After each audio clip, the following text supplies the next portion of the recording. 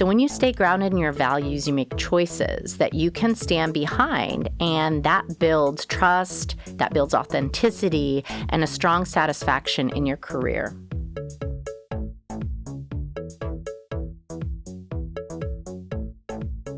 Hi everyone, and welcome back to the Courage Corner, where I ask our host Marcy the questions. I'm Luka Jovicevic, a third-year student in computer engineering, and today we're diving into something that shapes every career decision: your values.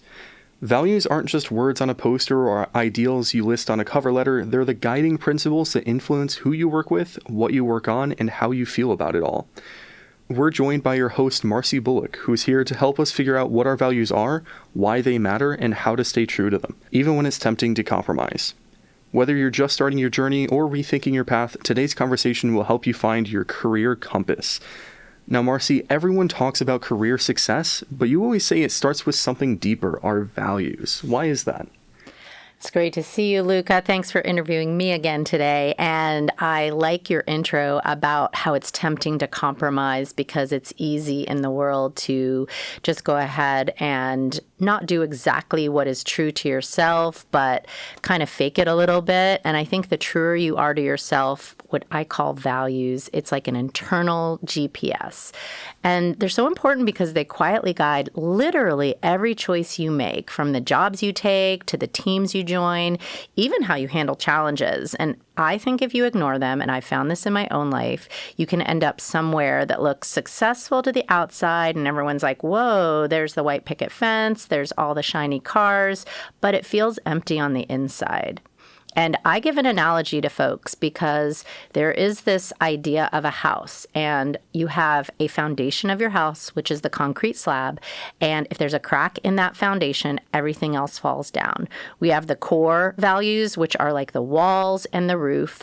And then the final part is the minor values, which are more of the furniture and the decorations and the comforter on your bed, which on a chilly morning, it feels great to pull that on. We love it, but it's not the most important part of us surviving. And that's why foundation is first, second is core, and third is minor. It's almost like we're prioritizing values in different ways. And then I also say imaginary, because sometimes people do things that are not serving their values, like perhaps, I don't know if there's anything like that you do with your phone, such as scrolling. Does that happen for a college-age student at all, Luka? Of course, tending to doom scroll and pretending that you're trying to stay informed when it's really just that hit of dopamine.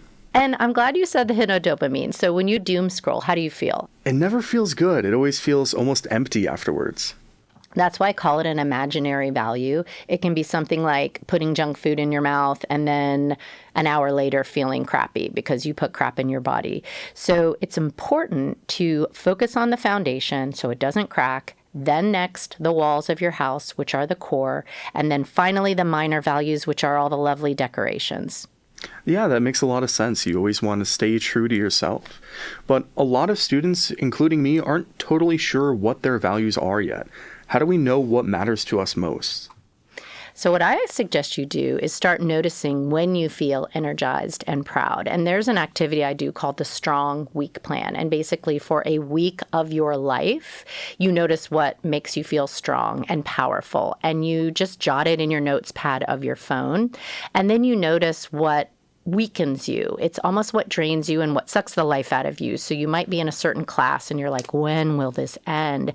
And then you might be doing something else, like perhaps your podcast editing, where you're like, oh, time just flew by. And when you notice that in your life, it's almost like a signpost or a signal that is helping you understand the clues to what matters most to you. Maybe it's creativity, maybe it's stability, independence, collaboration. And once you name your top values, you can use them to filter all of your decisions.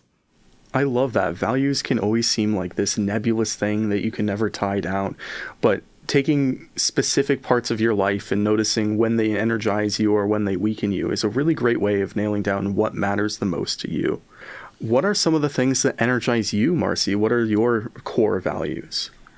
I appreciate you looking at me from that standpoint and asking me to open up and be honest about that. And actually, honesty is one of my values.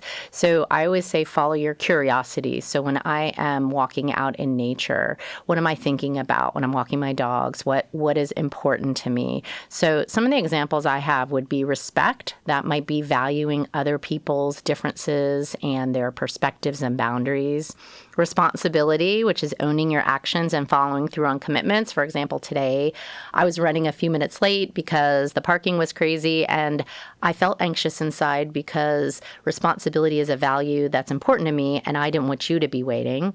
And I appreciated the grace you gave me immediately when I texted you and you said, no worries. I also value growth, which is learning. I feel like if you are stagnant, that you're not improving and adapting to situations. Collaborating is really important to me because I like working with others on shared goals. And then empathy, caring about what others experience in the world.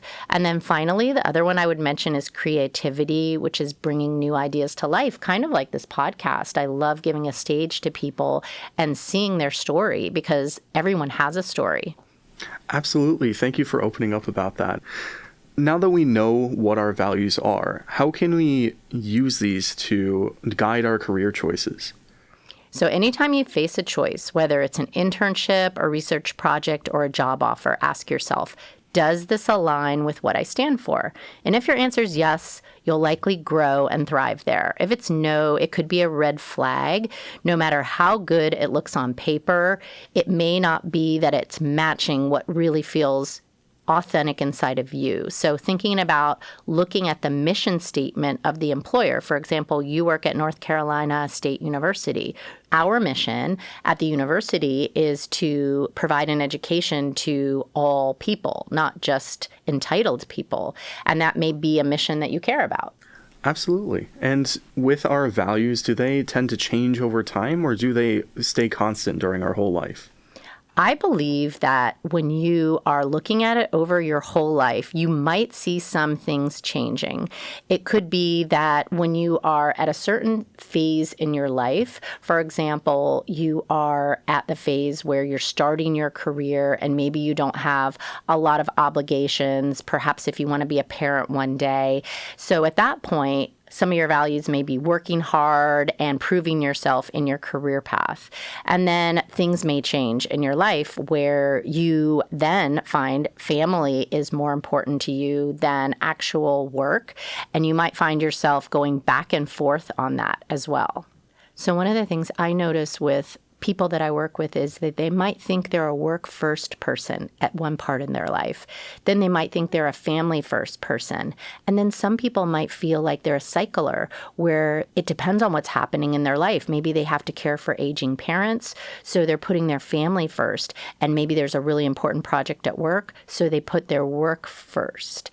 And I think if you are a work-first person because you're very high achieving and your professional identity is important to you, just keep in mind that an engaged workaholic is much healthier than a compulsive workaholic. A compulsive workaholic puts work first because everyone's glaring at them and they feel a lot of pressure to achieve.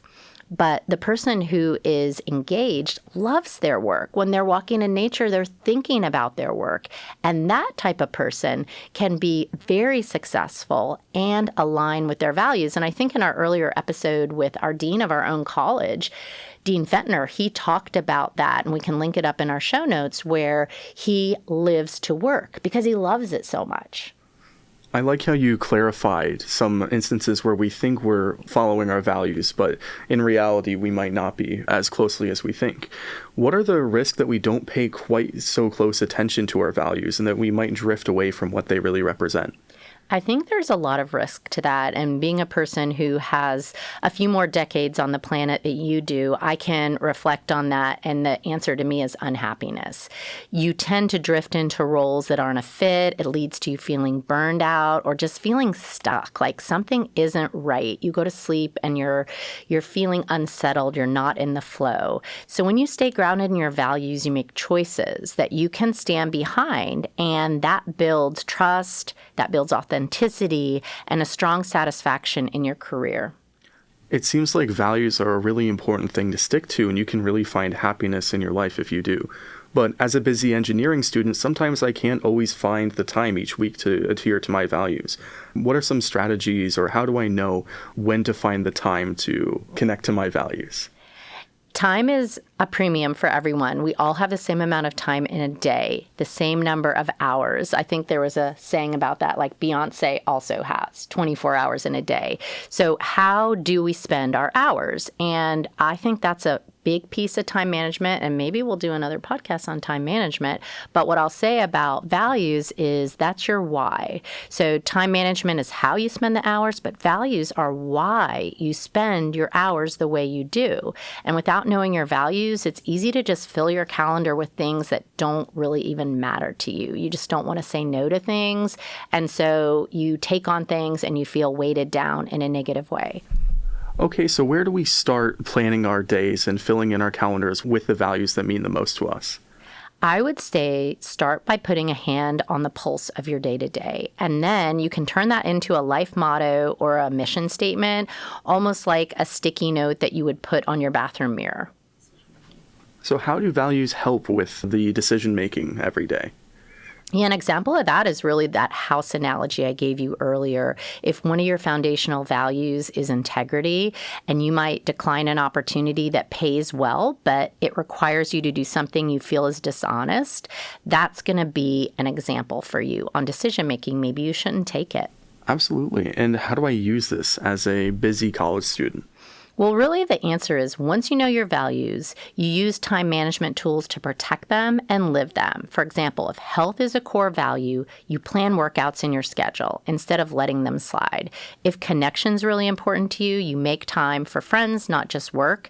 And you can also use something that we call the Eisenhower method, which is prioritizing tasks that align with your values and eliminating those imaginary values like the doom scrolling. Maybe you set an app on your phone where it cuts you off at a certain point, and that helps you focus on anything that is really important to you and let go of things that are not important to you.